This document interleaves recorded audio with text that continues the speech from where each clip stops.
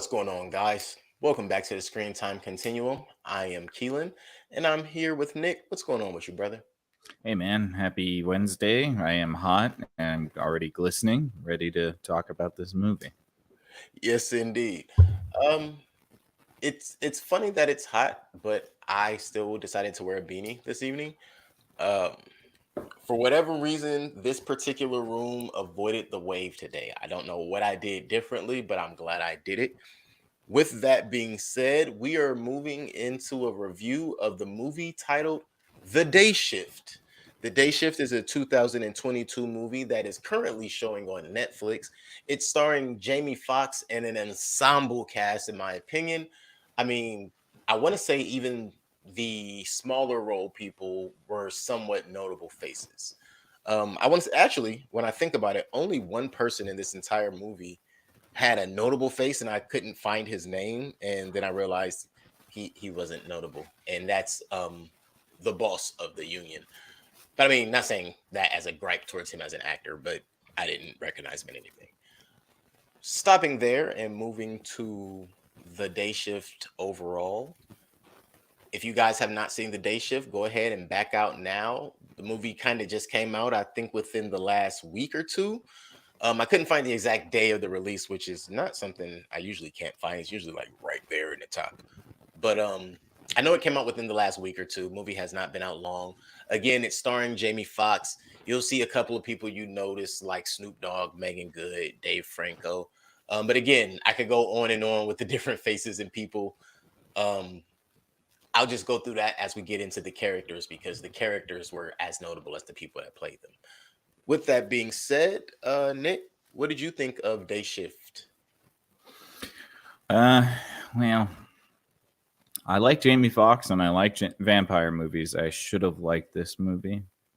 But I ended up feeling pretty middling about this, very underwhelmed. This is, I mean, we've seen a lot of these things before. I think that like really the saving grace is Jamie Foxx, but I even think, and don't hate me for this, I think he phoned this one in too, a little bit. I think that if It's he, definitely 2022 Blue Streak. yeah, sort of, but I mean, you think of Jamie Foxx and all of his acting roles, and he's taken some tremendous acting roles, and I don't think you could put this up against something like Ray or Django or Mhm. but No, yeah, definitely not. Definitely not. yeah. Yeah, so I mean, I think this movie is decent if you're into just like a popcorn flick. But I did realize that the writer is the same writer of John Wick and Army of the The Dead, dead, yeah. which this maybe feels like it's just a retread of the same ideas from those movies. I don't know why the writer of John Wick has to write the same exact thing over and over again. He's got an obsession with that. Um, but yeah, I just wasn't really impressed with any of the elements of this movie. And furthermore, I felt a little bit weird at some points of the movie because we were just murdering people very willy-nilly, and they didn't even feel like vampires at some point. It almost felt like we were just murdering random people for no reason, Yeah. even though they're Some supposed to be vampires. uh, right. but yeah, I won't go into any more further details, but this one is mid for me. It's middling. It's not egregious or terrible. I think Snoop Dogg is kind of funny in it, although I think it would have been better if it was played by Lawrence Fishburne and having him as an older mentor character. No, I'm being dead serious about that. No, I I think get it. having him as a mentor character, that character as a mentor character would have been better than just having him as sort of like, oh, it's Snoop Dogg Cowboy. because LA man. Yeah. And yeah, so that's that. Those are my first impressions. I firmly agree. I thought he would be more of a mentor. Lawrence Fishburne? Okay. I was just thinking of somebody older than Jamie Foxx that could Okay, fair. play the sort of like, role model character. And of course, Mhm. his iconic role in The Matrix would be a callback to that type of stuff, too. Fair So, enough. Yeah, less of a best friend, more of a mentor. I agree with that. mhm. Um, let's see. Did I like this movie? Yes. Do I like Jamie Foxx? Yes. Do I think he phoned it in a little bit? Yes. But I also realized I just misspoke. I said Blue Streak. Blue Streak is a Martin Lawrence, Dave Chappelle movie. Well, Dave Chappelle has a smart role, but it's a Martin Lawrence movie. Um, Held Up is the movie I was thinking about. Rip Held out Up. your tongue. Lick my balls. Show him the gun now, I move telly. That movie Yeah. is great. But you know what? We might have to do that one day. But I love that movie. But Held Up. And Okay. Held Up was, I don't think it was a bad Jamie Foxx movie, but it was back in the beginning of the Jamie Foxx days where he would kind of just take those roles that were fun loving, not really serious, or he didn't have to take himself too serious either, it seems. And I think that was kind of a callback for him in this. Like, I can't think of the last time I saw Jamie Foxx in something so fun. Spider-Man. I don't think he had as much fun. He had to be a lot more serious as Electro. I guess, yeah, that's true. That's fair. No, I agree. I think that he is. I think he's having fun. I just don't think that the writers were good enough for Jamie Foxx. Like, this movie isn't good enough for Jamie Foxx, in my opinion. I can understand it. I definitely could see a lot of other people being the character versus Jamie Foxx, and it'd be just as good. Okay, maybe not just as good, but point being taken. But overall, I did enjoy this movie. I thought it was fun. The needless killing kind of just got funnier and funnier to me because it was like, oh yeah, everybody just has these ultra special bullets and garlic grenades with wood dust or sawdust, and he uses a special African wood in his bullets, and I just thought it was cleverly done, and at the same time over the top, and that's what made it enjoyable. It reminded me a lot of Army of the Dead. It reminded me of Smoking Aces. Remember that movie? That's what this would. It was like they're trying to reinvent that feeling. This movie does not hit that, for the record. It's not Smoking Aces 1, but it's better than Smoking Aces 2. Right. Yeah, it's definitely a potpourri of all the action tropes that we've seen. And there's one that I want to particularly point out, which is, and I think we need to stop this in movies. I think we should all sign a petition to have this be done. But I am sick and tired of the underground world having like a bureaucracy that like, like John Wick, where everybody has like the tokens and then there's a bureaucracy and you have to file your paperwork. And then you have like Loki with the space-time continuum place. And it's like the DMV. And then you have this movie where it's like the vampire hunters and they're the DMV, but they're a workers union. I'm so tired of that trope of it's like they're the badass assassins, but they all have desk jobs. It's like, yeah. They even did it in Deadpool.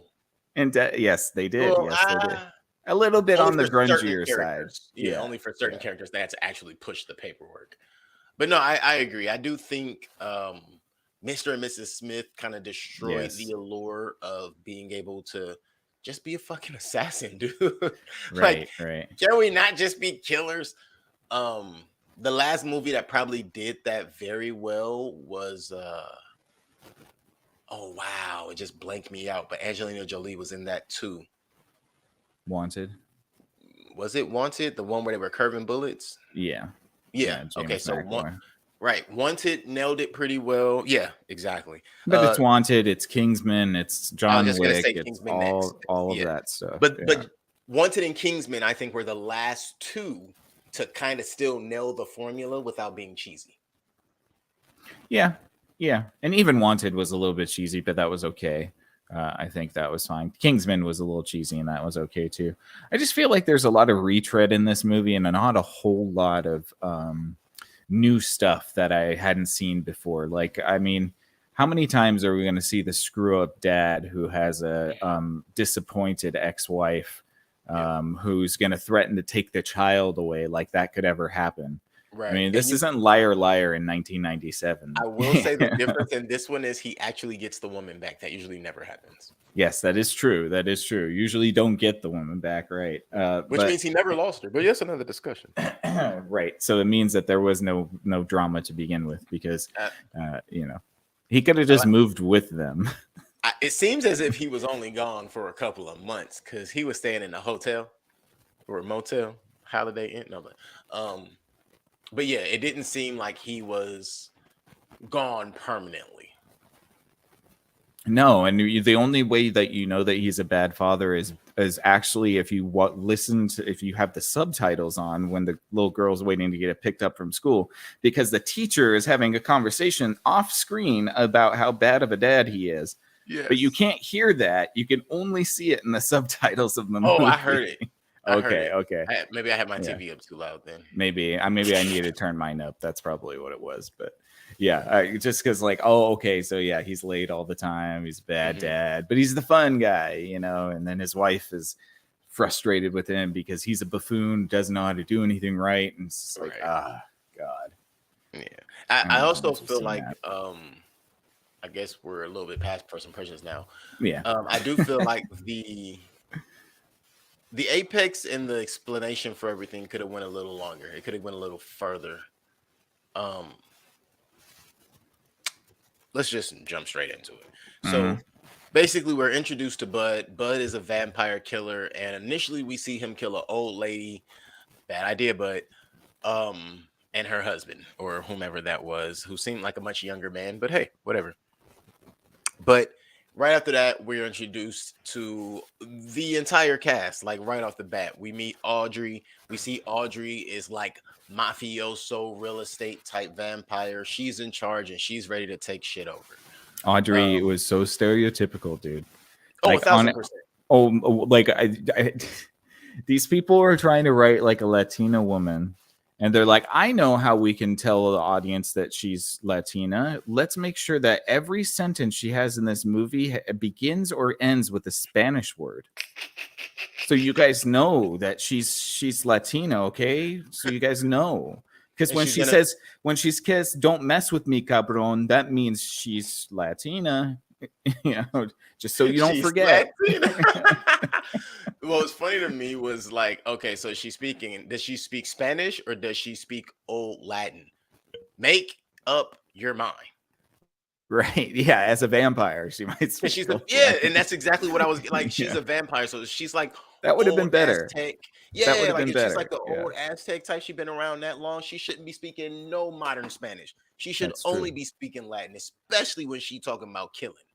That's true. Especially when she That's talking very about true. killing. Like that wasn't consistent enough for me. I Mhm. will say something that I did enjoy a lot about this movie was they made an effort to continuously give you the background, the scenery. Like if you know this area of the valley, then hey, here's some signs, here's some stops, here's some. Hey, do you know this street? Hey, do you know this building over here? Like I noticed that happened a lot in this movie. And sometimes it makes me wonder: is there something implemented in certain? I don't want to say scripts because it wouldn't be scripts, but in certain guidelines where hey, you have to show a certain amount of our city in your movie. I think it was just cheap to do. I think it was cheap to shoot around the valley because you can do it for cheap. And they were like, why not? Because if you think about it logically, what's the worst place to hunt? I mean, like, what's the worst place for a vampire to be? Probably in a place where it's constantly 70 to 80 degrees every day with no cloud cover all day. Southern California would be awful for vampires. Yeah. I would definitely think they'd be in the Bay. Yeah, I mean, somewhere at least with some clouds once in a while and some rain. And you know, and then that was a whole plot point of this movie that completely gets dropped, which is the sunscreen thing. There's no reason for that to be in this movie. Which one was that? I'm sorry. The sunscreen, the idea that this lady, the villain, was making this sunscreen that would silly. allow vampires to walk in the daytime. That was so silly. I didn't even understand that. I was like, sunscreen? That's not magical at all. Yeah. And you know, like I'm not a dummy. I know when certain when movies are trying to make allusions to white people. And this movie definitely did that. And I think the sunscreen was a little bit of that, where it's like, oh, they gotta put that sunscreen on because the sun they can't handle the sun. It's funny you say that because I was wondering if it was just deeper than vampires, and I couldn't really put my finger on it. But with you saying white people, and then I say I think the valley real estate economy, and it's like, oh, flip the area because they kept talking about vampires in LA, but we never went to LA. Right. And the subtext there is that we're talking about people moving back to take over the city. Yeah. Not a And movie at all. she's a little bit La Raza, right? So Right. she's probably got her own thing going on. Yeah. Well, And remember of course the the constant. strong black man is using the hardest African wood to use for his weapons. You said it. I don't have to. Right. Yeah, no, you're right. There is a lot of that going on. There's a lot of it. Which is fine. If you want to be on the nose about that stuff, I don't mind, but I just think it's like you're not being as clever as you think you're being. Yeah, not at all. Now that part for sure, there was not a lot of cleverness. I enjoyed the music though. Yeah, the music was great. Very good. And that's what I have to say. Like, I don't think this movie was really trying to, like, with some of the subtle points that we're pointing out right now, like the areas and the language and the people. Yeah, of course, those things. But as far as the plot points of the movie, like, it was so straightforward, so straight shot. Like, hey, we're hunting vampires. By the end of this, he's gonna kill this vampire. All right, now let's start telling you how this story's gonna play out. Yeah, and that was easy. Which is fine. I don't think you don't need to overcomplicate it, Well, no, right. But that's when you now have to look to the background and like, all right, what are the other moving parts here? The implementing of generations, of the loss of a generation. A lot of those things were just kind of scattered about in this movie. But how are you gonna beg? Hold on. How are you gonna beg for a job and then have attitude? Which one? Jamie Foxx's character. He goes to the union and begs for a job, and then he has an attitude about it the entire rest of the movie. Well, yeah. Because he didn't want to. Why? He needed the money so bad to help his daughter and help his wife. And then the next day, he's like looking at the white boy like, what the hell are you doing here? Like, this was the deal, dude. You wanted the deal. I think he thought his union rep was going to be his boy. Snoop Dogg? Yeah, Snoop Dogg's out of... He's kind of like an OG. He doesn't, player. Yeah, he's just out of the game. And I think it's funny having Snoop Dogg in it is a callback to Training Day. Yeah, of course. There's a lot of references there. Yeah, for sure. Like, I think, is this Vampire Training Day? It's kind of a shame because this movie, had it been given to maybe more bold writers, could have been more like a Book of Eli thing, where you have like a post-apocalyptic Los Angeles with after like a vampire takeover of America or whatever, and then you have Jamie Foxx being like the cleaner of the city. It would have made it a little bit darker and grittier. I think what bugs me the most part about this movie is Dave Franco. I think he is absolutely cringe character, and he's literally only there to be the corny white boy for everybody to laugh at. He's like, Dave Franco. What did you think he was going to be? That's who he is for everything. He's corny in every movie. He's corny white boy in every movie, and it drives me crazy, man. I can't take it. He's the vanilla Zac Efron. Yeah, even more. He's Zac Efron light. Yeah, no, it's true. I think he's just so corny in this movie, and that's okay. But like, some of the punchlines were literally him wetting himself. Yes. Was that supposed to be funny? Like, literally. Yes. Am I a 35-year-old man supposed to laugh at a grown man peeing himself? Yes. Yeah. Like, but that's the context. So again, we're getting back to, we have to, because that's the reality in this. Notice the Nazarian brothers, right? Yeah. They chuckled at him. The black guy, the Armenian Chads. Right, the Armenian Chads were on him like, bro, no, we're not even fist bumping you. Like, you pissed yourself? What are you doing, bro? Yeah. What are you, little boy? Right. Bro. Anyway, we're gonna get to it. They were probably my favorite part of this whole damn movie. Mm-hmm. You have the big black dude who's supposed to be like his mentor, unfortunately, and he's just like, yeah, it happens to everybody. Oh, did it happen to you? No. And then you got the super badass chick who joins the fight at the 11th hour after you have her as well, having no indication that she was ever a part of the movie other than helping pick up laundry. Well, didn't you realize that anybody who's a vampire knows martial arts? Oh, well, yes. And also, if you get bitten by a vampire, you instantly know martial arts, like Dave Franco, who became incredible at fighting. Very good at it. But apparently he probably already knew a little something, but he was a little scaredy. I don't know. I think it would have Yeah, been funnier if he was still a little scared, but just super strong. I think that would have been funnier. that'd have been much funnier. Where he kind of bumbles through the fight, but now he can Yeah. punch people, punch Well, through people's heads. His first couple of Yeah. seconds in the fight was kind of bumbly, and then all of a sudden he got nice. But yeah, it would have been nice to see him more like Huey when he first got his powers in The Boys. Right. Like surprise, like, oh my god, I can punch through people. Okay, oh my god, I don't want to do anything else. I don't want to. Mhm. Ooh, Right. that would have been nice. That would Yeah. have been absolute. So yeah, like we said, he got back to the Union.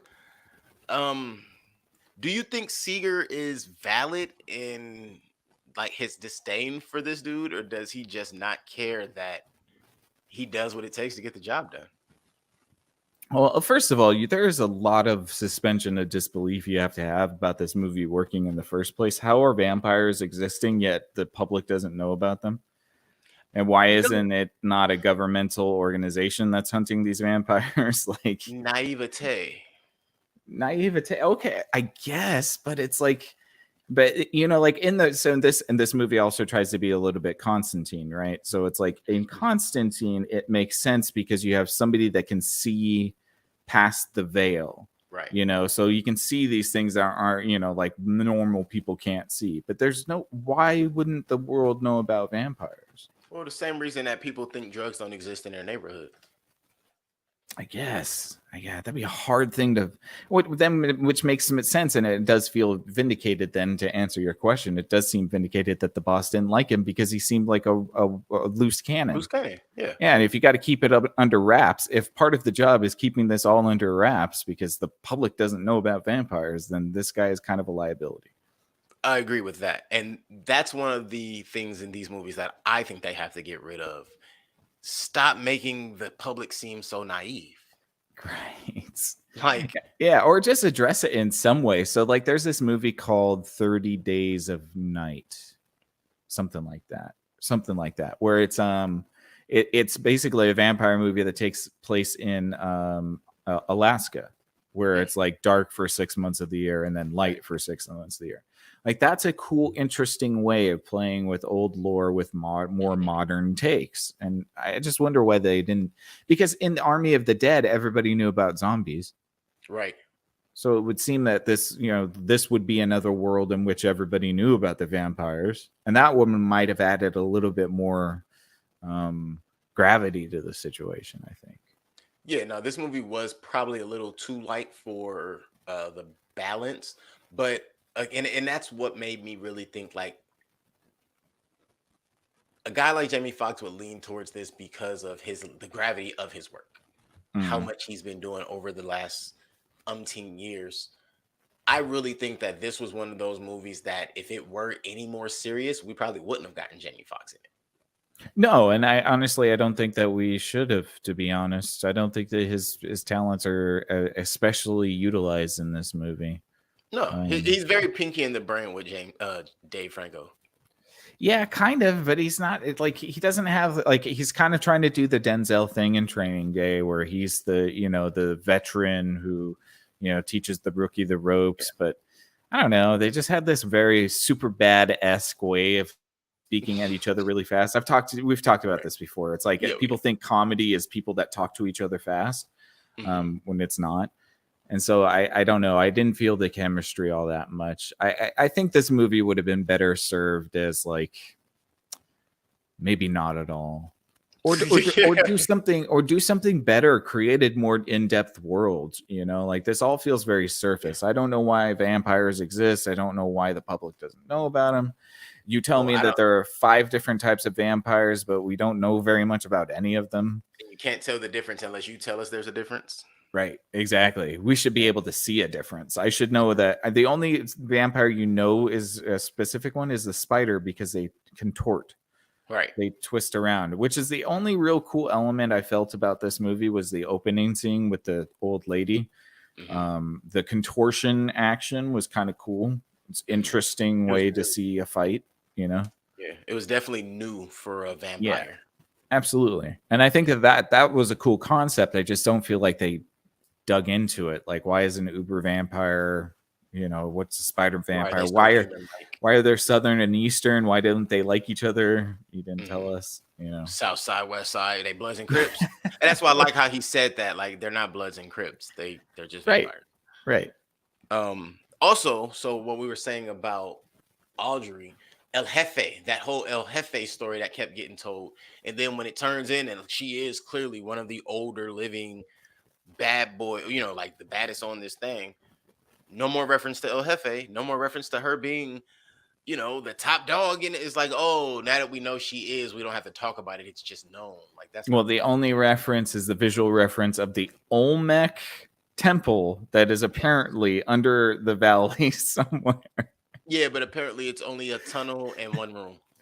A tunnel in one room with a giant Olmec pyramid and a giant Olmec face. Yeah.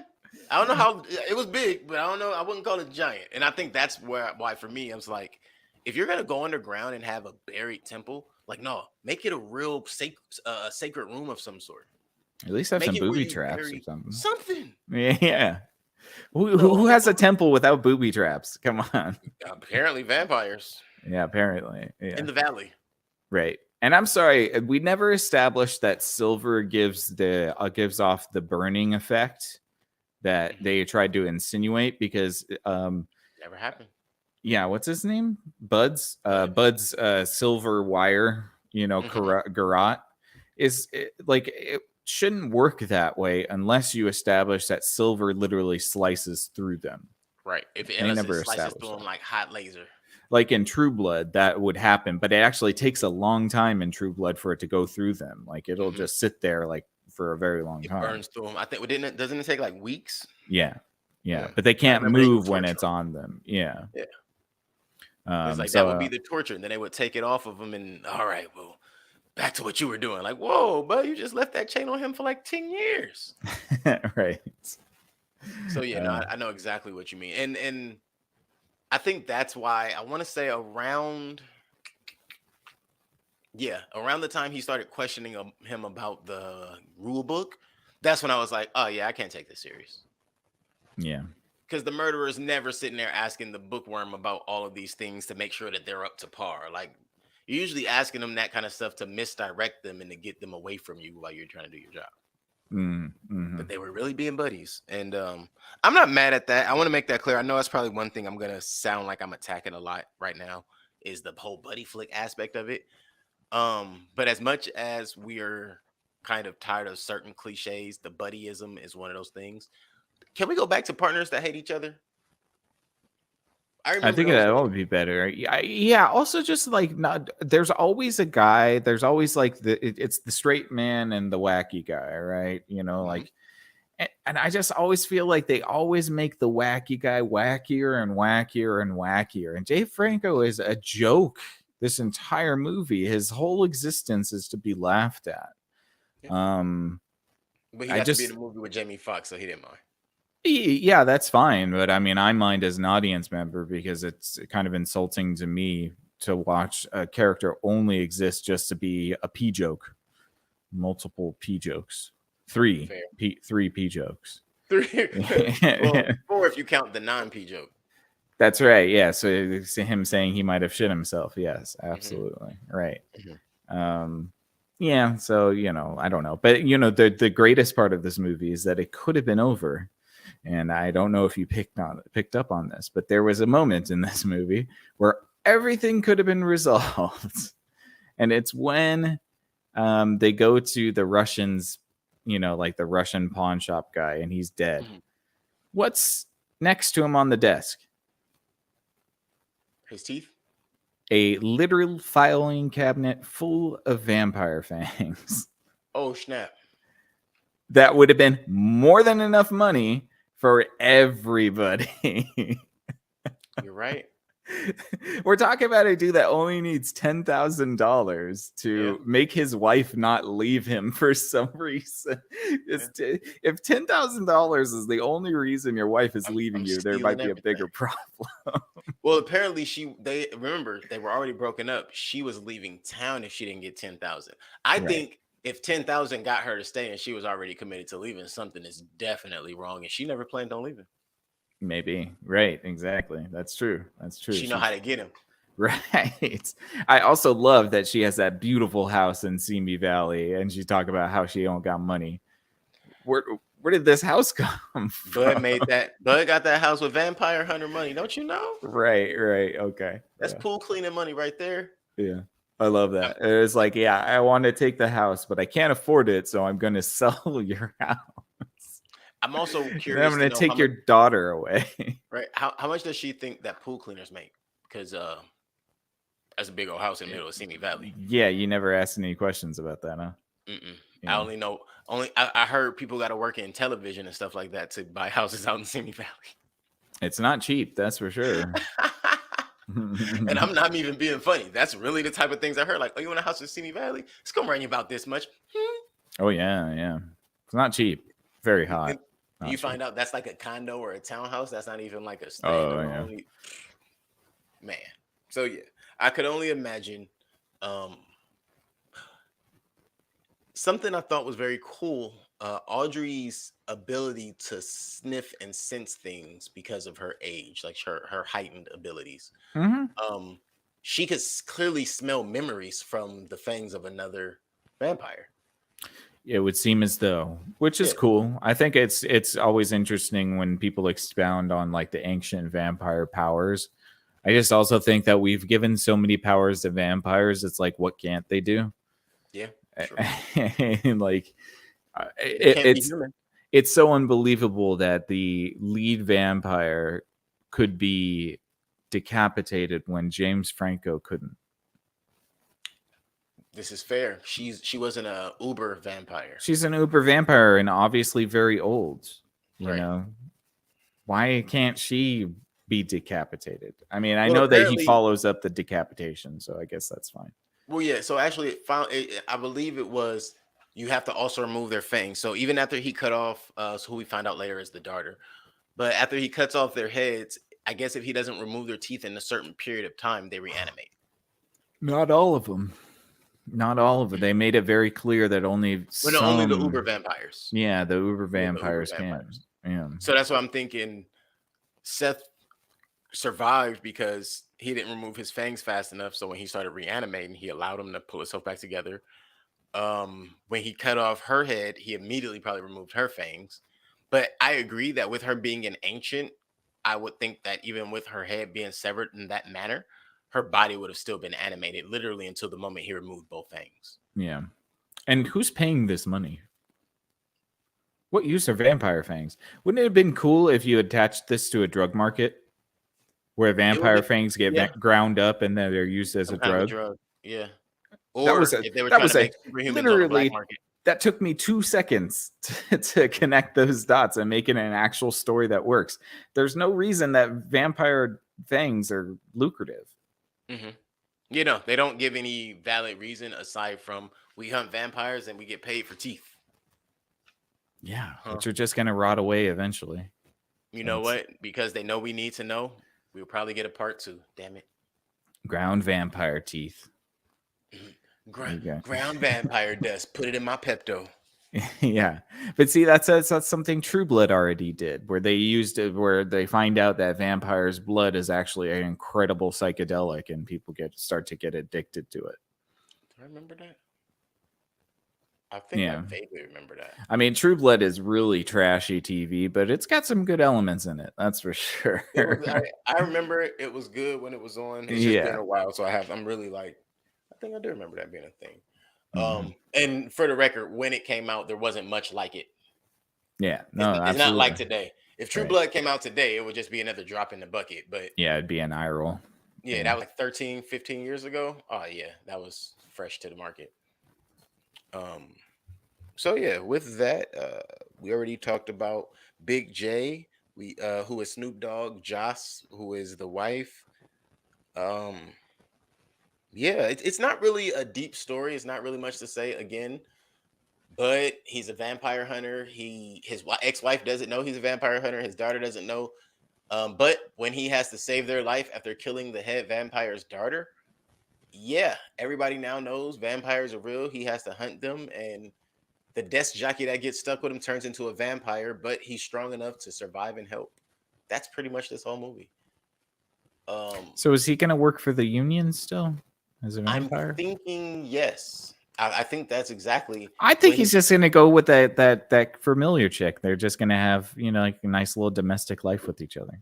Now I think she's gonna teach him how to blend in as a human. Yeah. All right. That's what I think she's gonna do. Legit. Now the question is, if the oldest vampire is dead, why are they all not turning back into human? Also, well, that would assume that if you kill the creator, you kill all of the subjects, which is not all the vampire lores. True. Also, the oldest vampire wouldn't be an Olmec. It would be like an Assyrian or Sumerian. Like, there's been vampire lore much farther than the Olmecs. Olmecs only date around 1,000 years ago. So That is fair. yeah. So I don't know why she would be the oldest. I think she's the oldest in the valley. Yeah, I really think they like. It's so funny. Like, this almost felt like Cobra Kai with Reseda in the valley, and it's like they're so hard trying to be like she's the oldest vampire in the valley, and it's like, what's our point of reference for this? Like, why would we? I don't know. Why would we care about that? Right. And she was dead set on taking over the valley. She wasn't trying to tread into LA or the other side of the Just wanted San Fernando Valley. Just San Fernando. She wasn't even going to Sun Valley. That's only up the Nope. street. Nope. So yeah. That's a very fair point. But those kind of things lead me to wonder, are we gonna get a part 2 on this? Oh, please no. There's no reason. I didn't think we would get an Army of the Dead part 2, but we also got a prequel. We got a prequel and a sequel.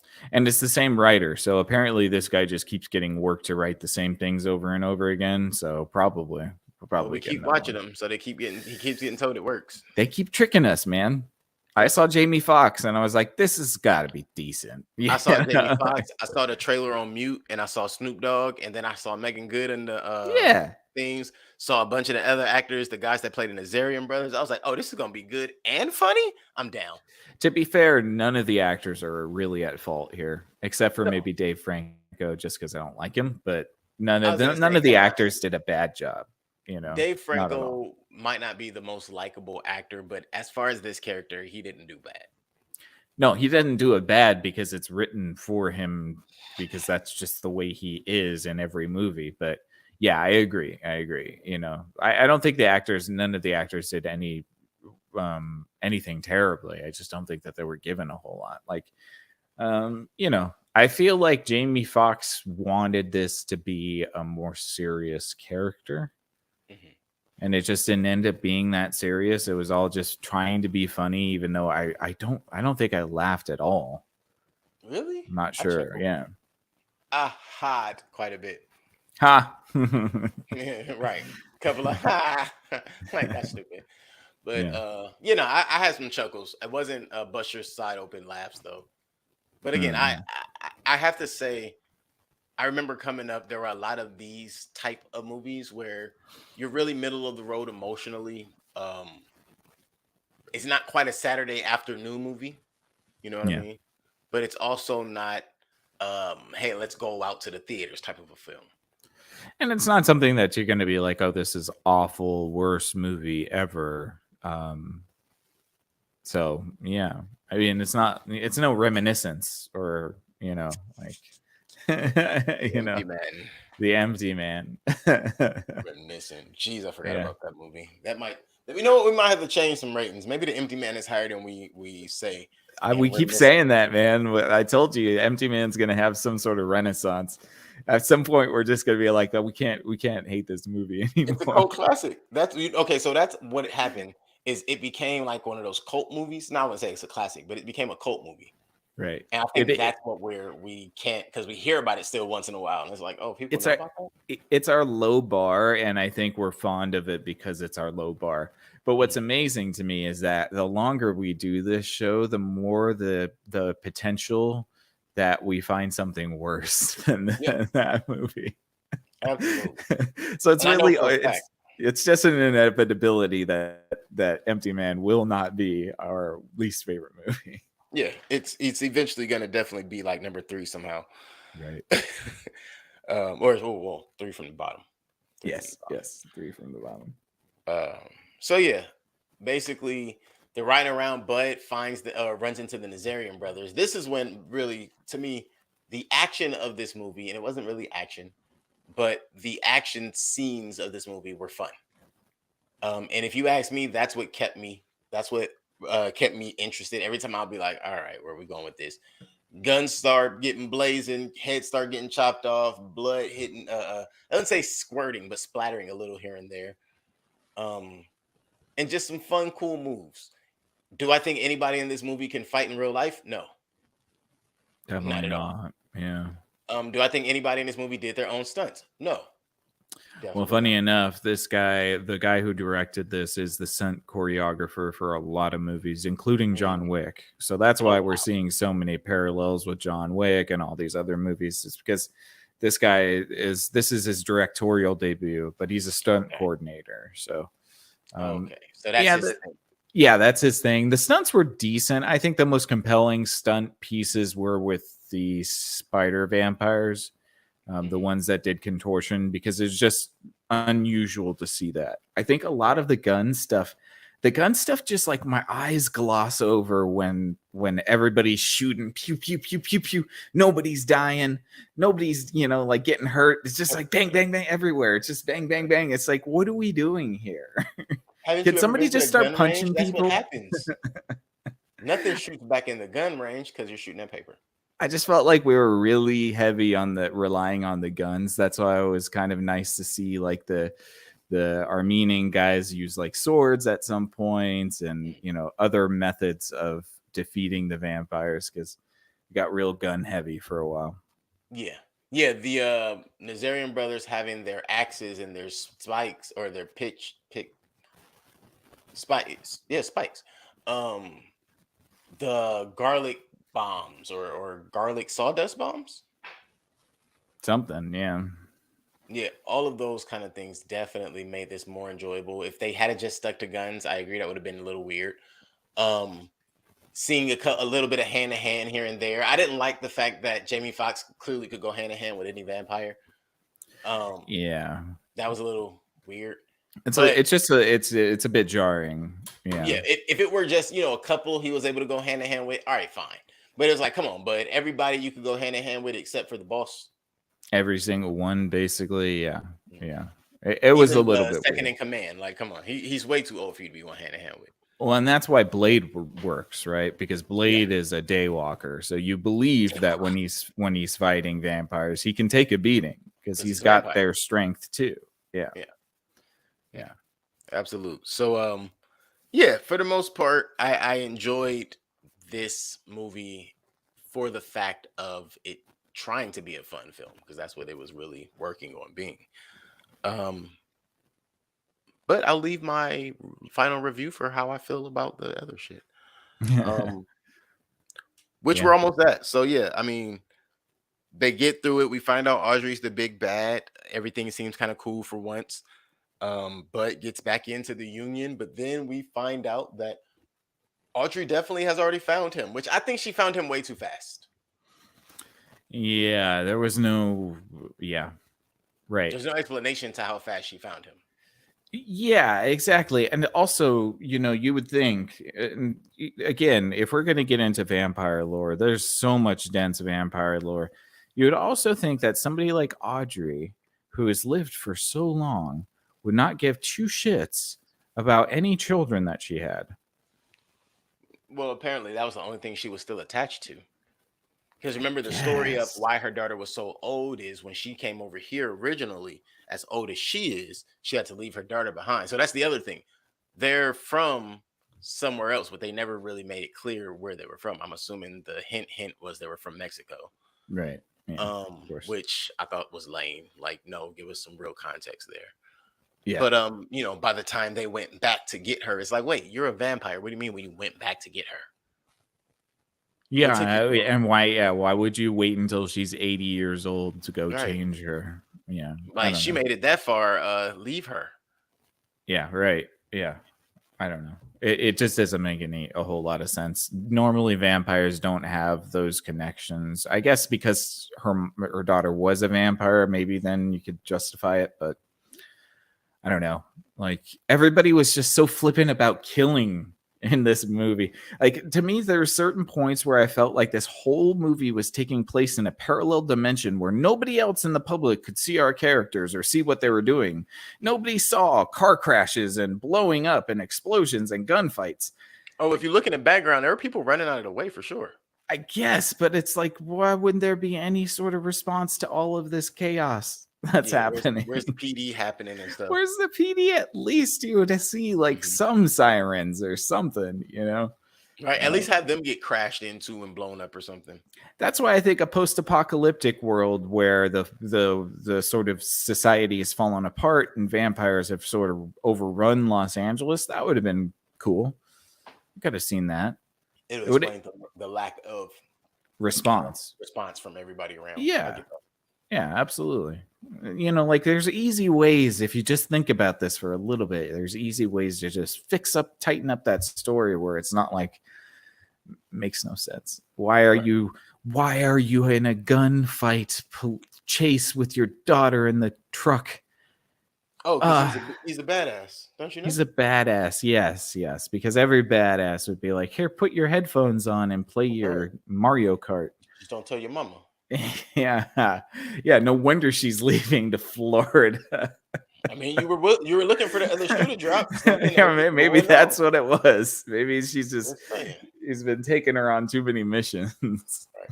I also think it's funny that for a bunch of vampire hunters, and none of them are taller than the steel gates that are going to the backyard. Oh, right. All of the gates are about right here, and all of the light switches are about right here. No, I'm playing. I'm just saying, I've walked into other people's homes and I've walked through doors. The doorknob is not at my shoulder. Right. It's pretty small guys out here. But yeah.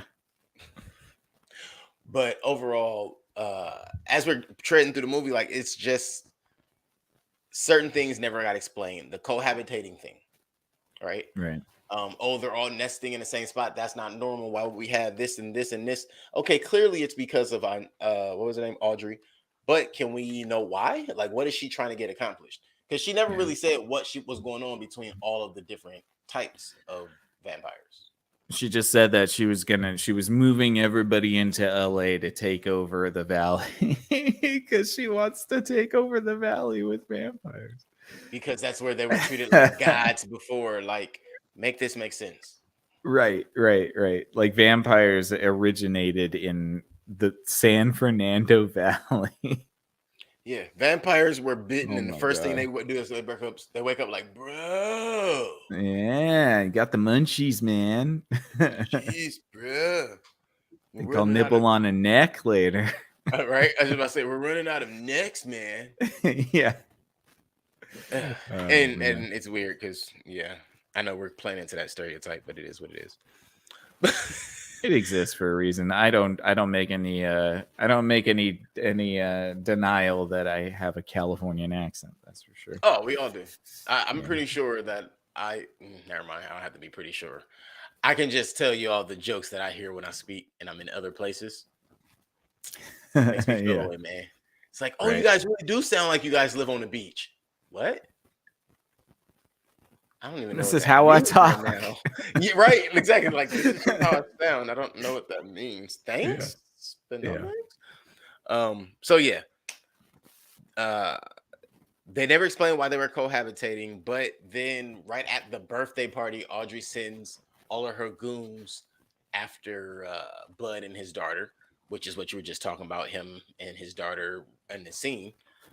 But it also gets me that how is he so smart but so dumb? How did he not think of don't have your ex meeting with the realtor? Why? Because people are trying to kill you. Oh, well, I have to meet with the realtor right now while somebody's trying to kill you. Duh, that's the person trying to kill you. Part of me, honestly, I'm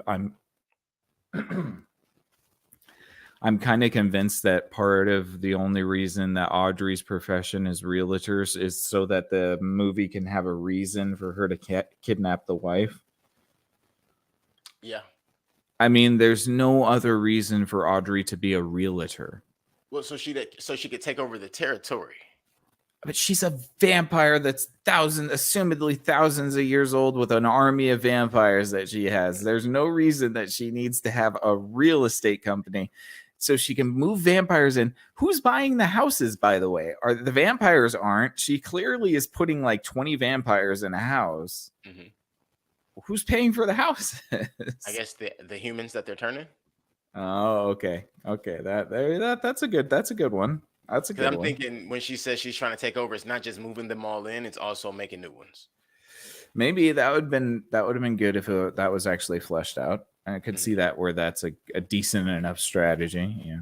Yeah, and making it alluring to the humans by having the sunscreen, so you can walk in the daylight. You want super strength and be able to walk in the daylight? Try our new sunscreen for vampires. SPF 9010. Sunscreen for vampires. Oh my god. All right. Well. Vamp screen.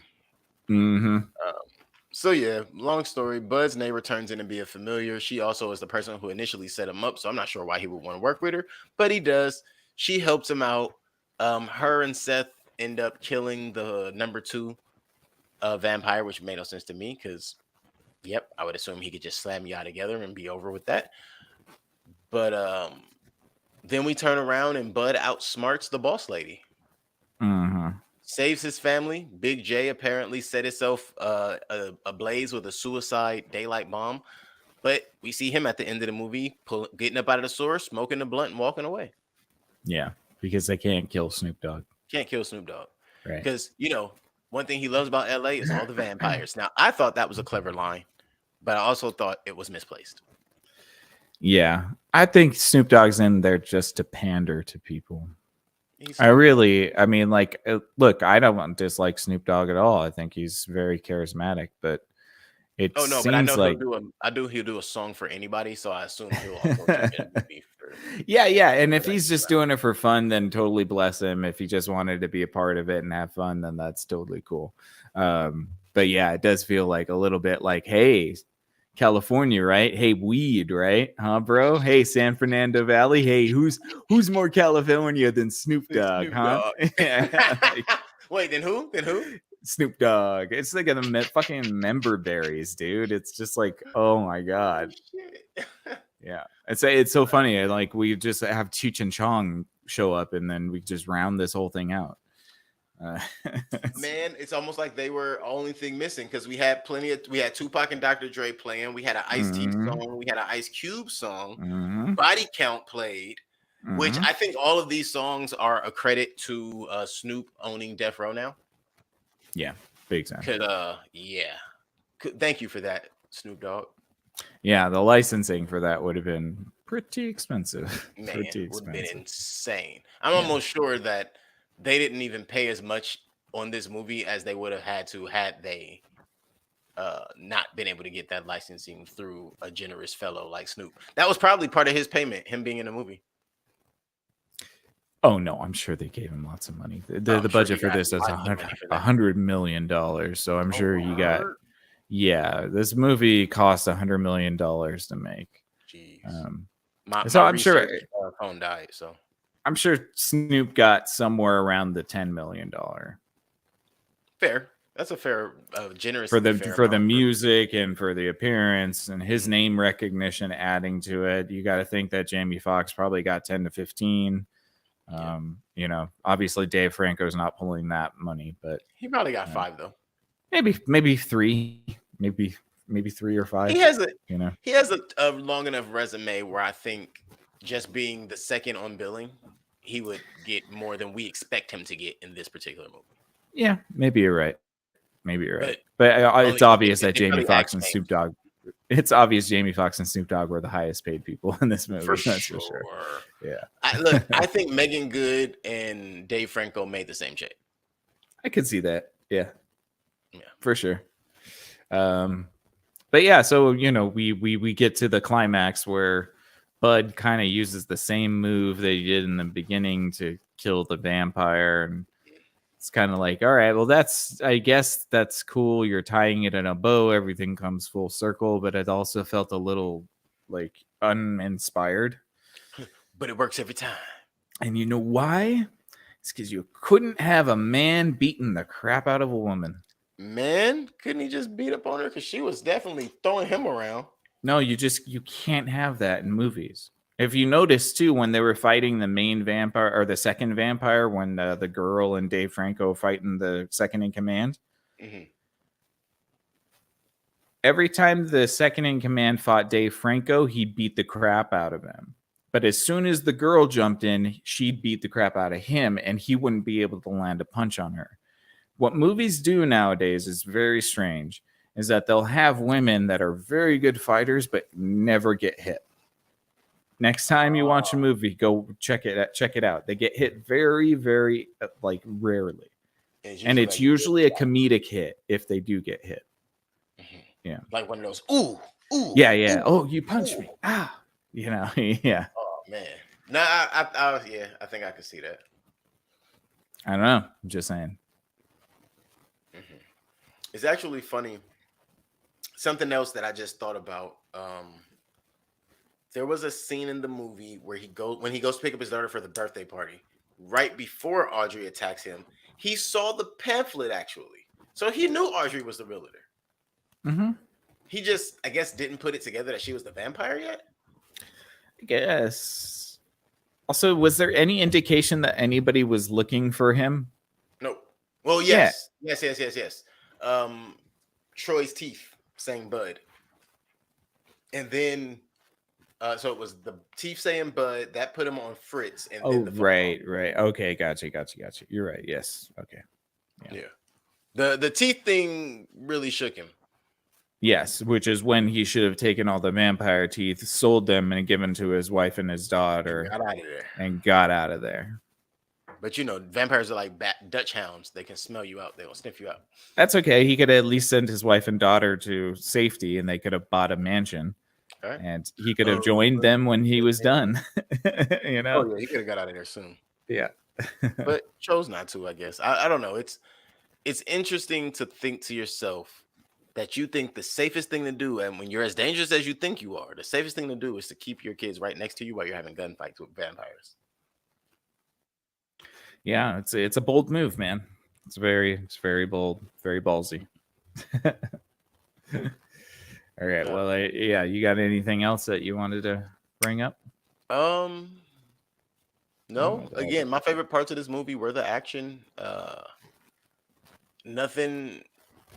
No, nothing. There's no real extreme negatives for this movie. Again, I agree. Jamie Foxx might have phoned it in a little bit, but I don't think he did it a disservice. Dave Franco was Dave Franco. I really don't know how else he was Dave Franco. Yeah, it's pretty much the same in every movie. Mm-hmm. And everybody else did their thing. The little girl, I think she did a pretty decent job. She didn't have to do too much, right? She just had to be a cute little kid, and that worked out. Yeah.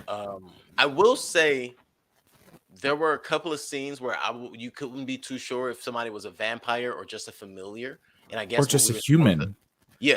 I guess we were supposed to assume that based on whether or not they were in the sun. So that got a little confusing at points, like who's a familiar, who's this type of vampire, since there's so many different types. Like at the sunscreen factory, all those people they mowed down were just normal people, I assume.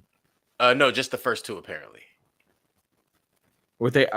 So when Snoop Dogg mows down with the Gatling gun at the factory, I'm sorry, all those people, those are just normal people. No, those are just normal people. Normal. Yes. Okay. That's what I meant when it started at the end. I was like, geez, we're just murdering a whole bunch of normal people working at a factory now. Yeah, I guess so. Because, but they all had guns. So they did have guns. That's what happens. They knew who they were working for. They did. For the vampires. They knew what was up. They knew that the risks of the job. You knew this job was dangerous when you took it. Yeah. Yeah. Other than that, he ends up killing Audrey. Klaus is killed by Seth and Heather. Heather and Seth end up going away together, but not until Seth co-signs on helping Bud, get over on the boss man, because the boss man is like, "Oh, you violated 1 million codes." It's like, yeah, but this code helps him. that was cool, but there was no understanding of what's coming with that. Like, are there going to be Right. partners now? All of that part just got left to the wind. So outside of that, though, like, and that's why I said the ending for me was kind of okay. Um, Outside of that, I did enjoy this movie. I thought it was entertaining. I'm not quite sure how many times I will watch it again. I will watch it in the future, but I have no intent on watching it soon. Uh, yeah, that's my final take. Fair enough. Yeah. Let's get into our ratings then. My ratings. Mm-hmm. Dang, it wasn't that good. I'm gonna have to give this like a 5, 5, a 6 because it wasn't bad, but it wasn't good as a couple of our last films. It definitely wasn't as good as um our most recent film, which was uh Pray. thank you. Mm-hmm. Look, it's playing in my head, and I want to say Predator, like it's not Yeah, Predator. yeah. It's not as good as Prey for sure. And if I'm being honest, Paper Tigers might have been a little funnier. Oh man, those are fighting words. Although Those are you fighting might be right because I didn't laugh at this at all.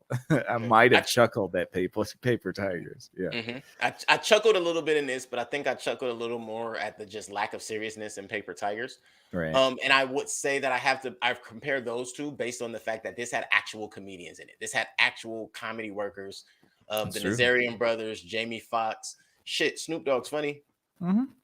You know. Yeah. Yes.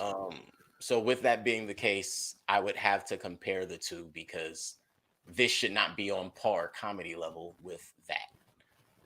But it's in that ballpark. With that being said, I feel like I just gave a double review now or a double final words. Mm. So yeah, my rating's gonna have to be a 5, 5. Yeah, I'm gonna have to give this a 5. I give it a solid 6. I'll give it a 6 because of Jamie Foxx and Snoop Dogg. Right. And Snoop Dogg allowing the music to be used. The music gets you a solid 6. You're welcome, guys. You're welcome. Yeah. I think I'm in like the 5 range, a soft 5. It's not a bad movie, but it's not anything that's going to knock your socks off. Mhm. Like there's a lot of stuff that you've seen before. There's a lot of elements that have been done before.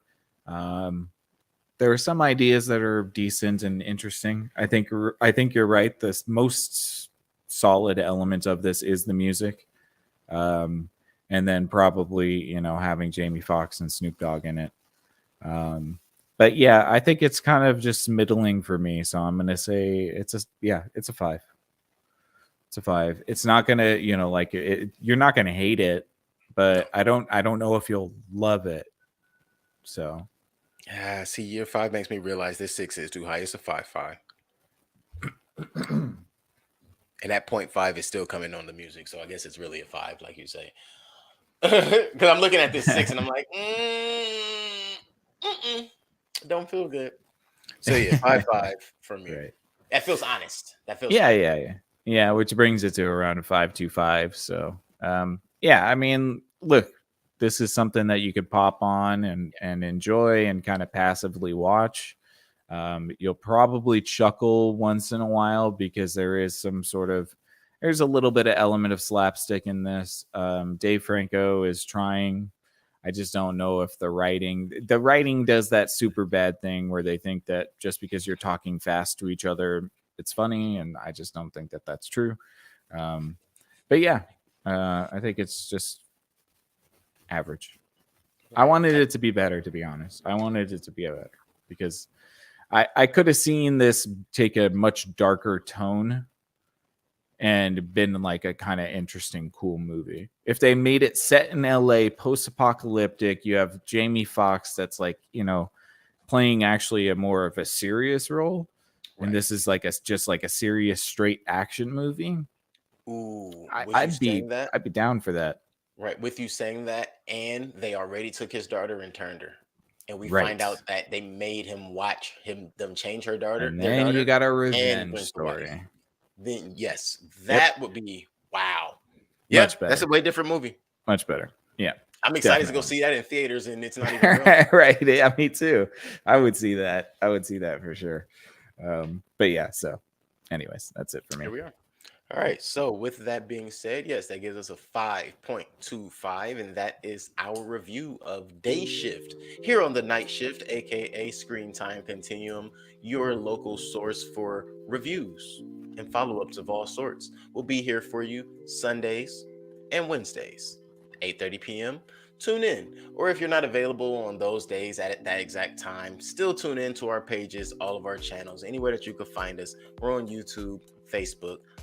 We'll be coming to you in different places. Don't worry about that. But for the time being, you make sure you tap in with us right here, Screen Time Continuum. In your spare time, by all means, check out some of these other shows we have for you. Why? Because they're just as good as this one. Some of them might be better than this one, but we'll leave that up to you to decide. Check out If Numbers Could Talk, coming on Tuesdays at 8 p.m. Check out Strawberries and Coffee, coming on Thursdays and Tuesdays. On Twitch, you'll find Strawberries and Coffee, as well as on YouTube, where you'll find the backlog of all of the Twitch videos from Strawberries and Coffee. On Friday, jump on over to the Exofathom. The Exofathom is currently on Facebook, YouTube, Verbal, and Rumble. Mhm. Vrumble. Rumble. And definitely check out all of those different platforms. If you do not have them, download them now, because you never know. We might be putting all of them on the same platforms. We might be keeping them all in different places so that you can just have it the way you want it. And that's how we like it, for you to be able to take it in the way you like. After you're done with that, head on over on Saturdays, This Merry Moment, sometime between 10 a.m., 12 noon. We'll be over there for you. YouTube, Facebook. If you have a Twitter, I think there's a Twitter for that show. I'm going to leave that up to you and your Twitter account to discover. But circle right back on over here to the Screen Time Continuum with myself, Nick, Dejan, Mike, whoever's jumping on with us. We might bring in a guest with you. You ever got to think get about Big that? Mike on soon. We definitely have to get Big Mike on soon. So you guys just come on back over here, check us out, see what we got going on. Tell us about some of the things you want us to cover. As you see, we've definitely been paying attention to the comments and doing a lot of those things that you guys are requesting, because we want to keep you as engaged as we are. Thank you for coming on over here to the Screen Time Continuum. Thank you for inviting your friends as well. Aha. For the Screen Time Continuum, I'm Keelan. And I am Nick. I appreciate you. We appreciate you. And appreciate yourself. Have a great one, guys.